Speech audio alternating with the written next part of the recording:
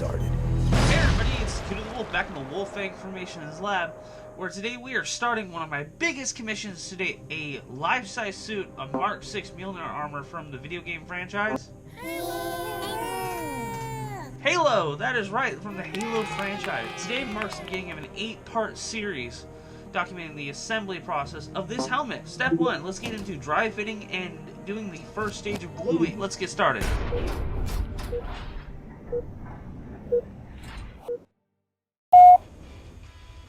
Right now I'm just trimming off the edges, making sure the alignment holes are clean. As you can see, we had an issue right here. One part had cracked. Just a little bit of super glue. Hold it a few seconds and the crack's already repaired. I'm going to strengthen the bond back here just so that there's constant pressure on the glue.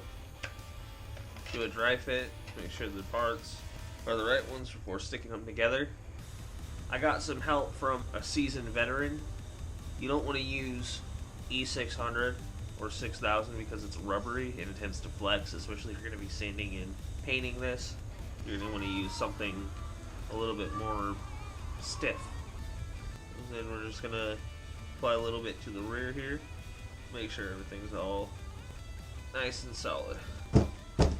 It's already put together reasonably well. So I'm going to check this, make sure there's no cracks. There's a small one right here. Gonna reinforce it now.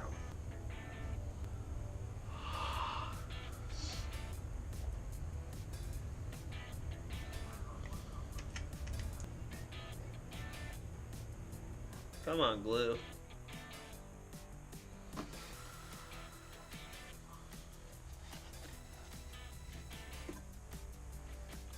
Instead of this, as you can see, not see-through screen, the customer has requested I dye this a blue and make it see-through. That's going to be another video. This one's going to need a lot of putty work because my printer had messed up, especially on this corner right here and a couple others. So because I'm having trouble holding it and bonding it in place, I'm going to use my hot glue gun on the back just to kind of tack weld it in place while the glue sets.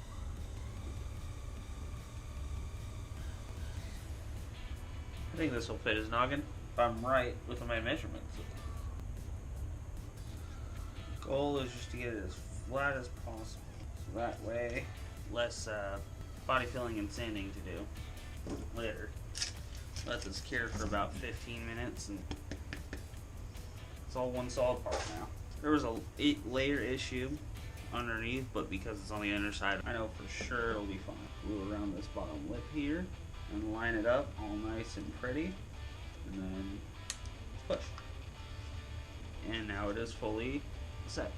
Now there is an option to make this part glow, but he has requested to not because, well, he doesn't want an AI in the back of his head. I'm just gonna reinforce it a little bit with a little bit of glue here and there.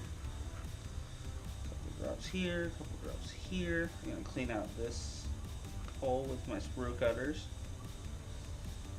Just gonna notch it and then pull. There we go. See, sprue cutters are an essential part to any mask or cosmetic, cosplay shop. Hell, even just a basic modeling shop it's needed. That's flat. Now I take these two. I'm gonna look, see if there's any overstanding edges. Does not look like there is. We're not going for complete coverage, we're just going with enough to where it will stand together, and then once everything is together, that's when we put the E6000 down. This is more of just a rough fit. I've already done the dry fit, that's done. See, the problem I don't like with super glue is it bonds to my fingers before it bonds to the part.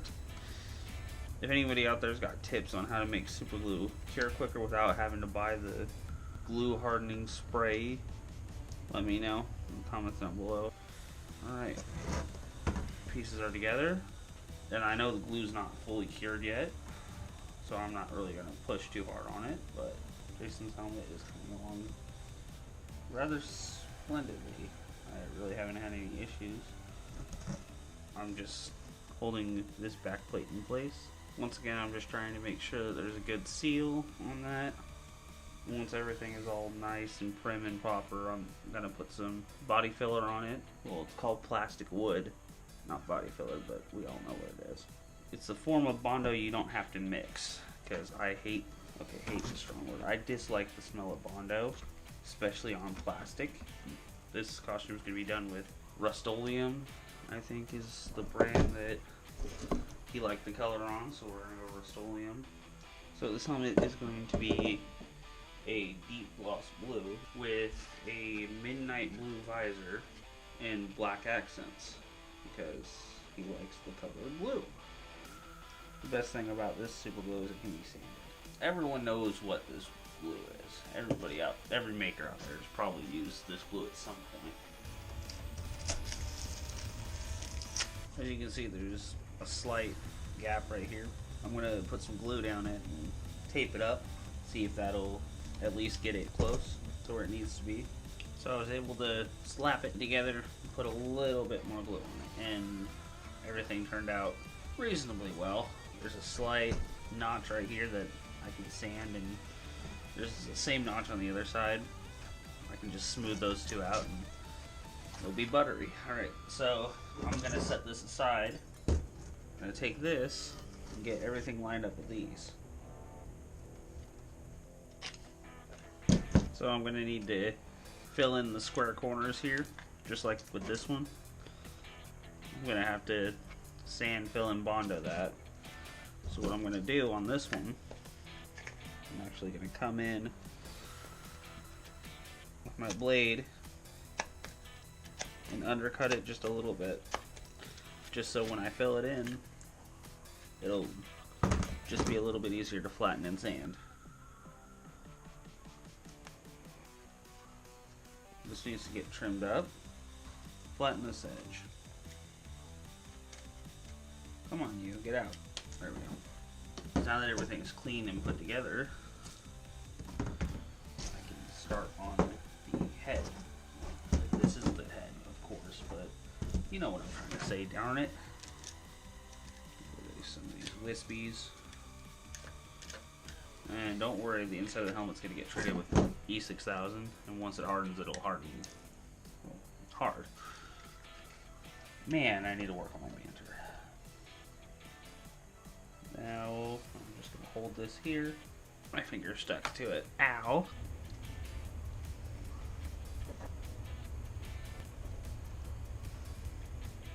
There's a gap right here because of some bad infill, but you know what? I can fill that in with putty. Alright, this one fit really, really well. Alright, so this is going to go right here. Perfect.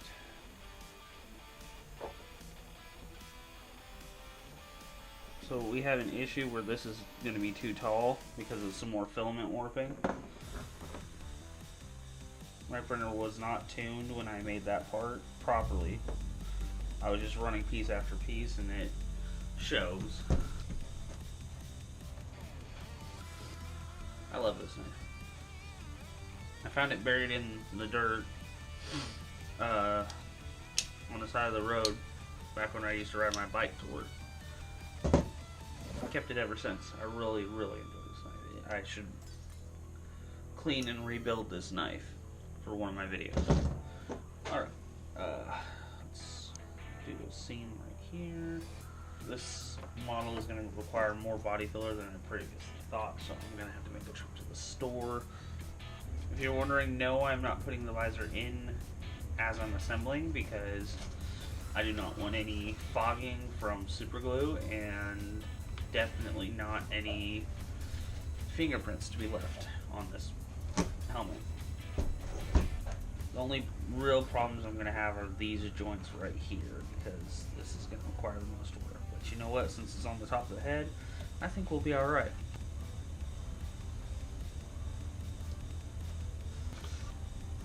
So the biggest problem with this misalign is right here. This is going to need to get filled and sanded. A big spot right here where there was a plate missing that I had to trim down because it had warped, but other than that, all coming together. I put it on, but wet glue. Alright, See you guys in the next video.